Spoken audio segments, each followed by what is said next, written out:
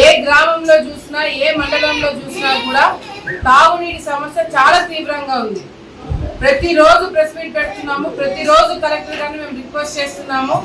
ఎందుకు వీళ్ళు ఎమ్మెల్యేలుగా ఉండి ఎవరిని ఉద్ధరించినట్టు, వీరు ఎమ్మెల్యేలుగా వైసీపీ నాయకులు గెలవడము కేవలము వాళ్ళ జోబులు నింపుకోవడమే తప్ప ప్రజలకు ఉపయోగపడే కార్యక్రమాలు ఏవి చేయలేదు, చేత కాదు.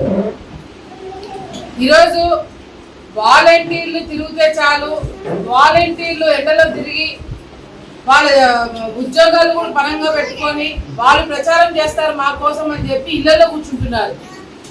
ఈరోజు వాలంటీర్లు కూడా మీరు తెలుసుకోవాలి. ఈరోజు మిమ్మల్ని పరంగా పెట్టి మీ ఉద్యోగాలు పరంగా పెట్టి ఏదైతే 5,000 కోసం మీరు ఏదైతే చాకరీలు చేస్తున్నారో ఆ ఉద్యోగం కూడా మీకు లేకుండా చేయడానికి ఓపెన్ గా వైసీపీ నాయకులు మీరు రాజీనామా చేసి మా కోసం ప్రచారం చేయండి, మీకు మేము వచ్చినట్లు ఏదైనా ఘనకారం చేస్తామని చెప్పి తప్పుడు మాటలు మాట్లాడుతున్నారు.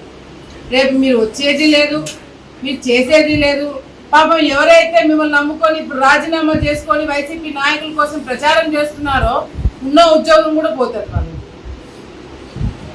ఎన్నికల కమిషన్ చాలా స్ట్రిక్ట్ గా వాలంటీర్లు ఎక్కడ కూడా ప్రచారాలు చేయకూడదని ఎందుకు చెప్పింది అంటే, మీరు ఒక స్థానంలో ఉండి ఒక పార్టీ కోసం చేస్తే రేపు పొద్దున ఆ పార్టీ ఏదైనా తప్పు చేస్తే ఆ మరక ఆ చెడ్డ పేరు మీకు అంటుకుంటారు.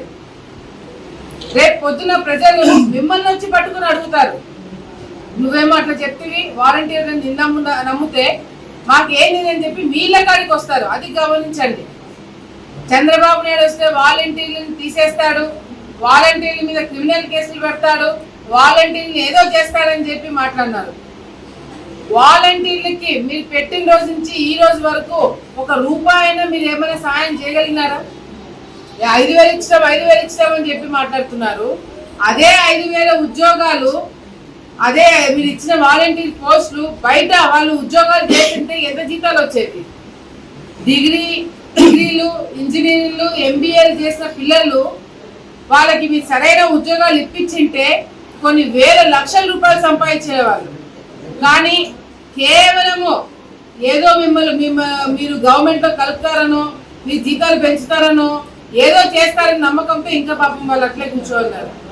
చంద్రబాబు నాయుడు గారు చాలా క్లియర్ గా చెప్పినారు, వాలంటీర్లు తీసేది లేదు. రేపు పొద్దున చంద్రబాబు నాయుడు గారు వచ్చిన తర్వాత అయినా సరే వాలంటీర్లు ఉంటారు, వాళ్ళ జీతాలు కూడా 5,000 నుంచి 10,000 రూపాయలు చేస్తామని చంద్రబాబు నాయుడు గారు అనౌన్స్ చేయడం జరిగింది. అంతేకాకుండా రేపు పొద్దున ఎవరైతే వాలంటీర్లు వైసీపీ నాయకుల్లాగా వ్యవహరించినారో, ఎవరైతే వైసీపీ కోసం ప్రచారాలు చేస్తారో వాళ్ళ మీద యాక్షన్ తీసుకుంటామని చెప్పారే తప్ప బాగా పనిచేసి ప్రజల కోసం ఉపయోగపడిన వాలంటీర్లకు మాత్రము 5,000 నుంచి 10,000 రూపాయల వరకు జీతాలు పెంచడం జరుగుతుంది.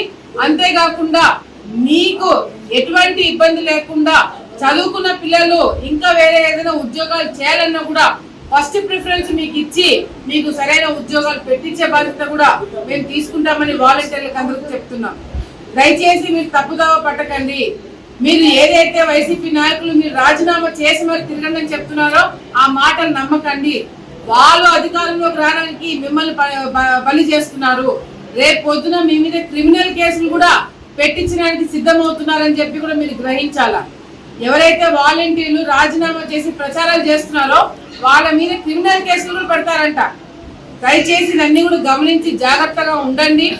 మీరు మీ తల్లిదండ్రులను పోషించడానికి, మీ ఇంట్లో సమస్యలు తీర్చడానికి, మీకు ఉద్యోగాల కోసము వాలంటీర్లుగా ఎక్కినారు.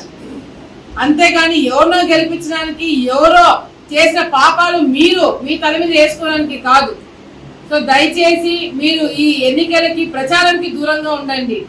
మీ వేసే ఓట్లు మీకోసము, మీ అభివృద్ధి కోసం, మీ ఇంట్లో వాళ్ళ కోసము వేయాలని చెప్పి కూడా సందర్భంగా తెలియజేసుకుంటూ మరొకసారి ప్రజలందరూ కూడా మీకు పనిచేసే వాళ్ళకి, పలికే వాళ్ళకి, కష్టపడే వాళ్ళకి ఓట్లు వేసి గెలిపించండి. ఈ రాష్ట్ర భవిష్యత్తు, పిల్లల భవిష్యత్తు కోసము ఓట్లు వేయండి. యువత ఈరోజు తప్పుదావ పడుతున్నారు. ఎంతో మంది యువత డ్రగ్స్ తీసుకొని ఈరోజు ఇళ్ల నుంచి బయటికి రాలేని పరిస్థితి. దయచేసి ఇవన్నీ కూడా తల్లిదండ్రులు ఆలోచించుకొని విశాఖపట్నంలో ఎక్కడో డ్రగ్స్ దొరికింది, ఆలగడ్డకి ఏం సంబంధం అని అనుకోకండి. విశాఖపట్నంలో దొరికిన డ్రగ్స్, గతంలో వచ్చిన డ్రగ్స్ కూడా ఇవన్నీ ఈరోజు ఆలగడ్డ కాదు కదా, చివరి మూల గ్రామాలకు కూడా డ్రగ్స్ అందజేసే పరిస్థితి కనపడుతుంది. సో దయచేసి ఇవన్నీ కూడా గుర్తు పెట్టుకుని తల్లిదండ్రులు అప్రమత్తంగా ఉండండి. మీ పిల్లలు ఏం చేస్తున్నారు, ఎక్కడికి పోతున్నారు ఒక గంట కనపెట్టండి. ఈ రోజు మీ పిల్లల భవిష్యత్తు, రాష్ట్ర భవిష్యత్తు గ్యారంటీగా మేమందరం కూడా ఉంటామని చెప్పి కూడా తెలియజేసుకుంటూ సైకిల్ గుర్తుకు ఓటేయాలని చెప్పి కూడా ప్రజలందరూ కూడా నేను కోరుకుంటున్నాను.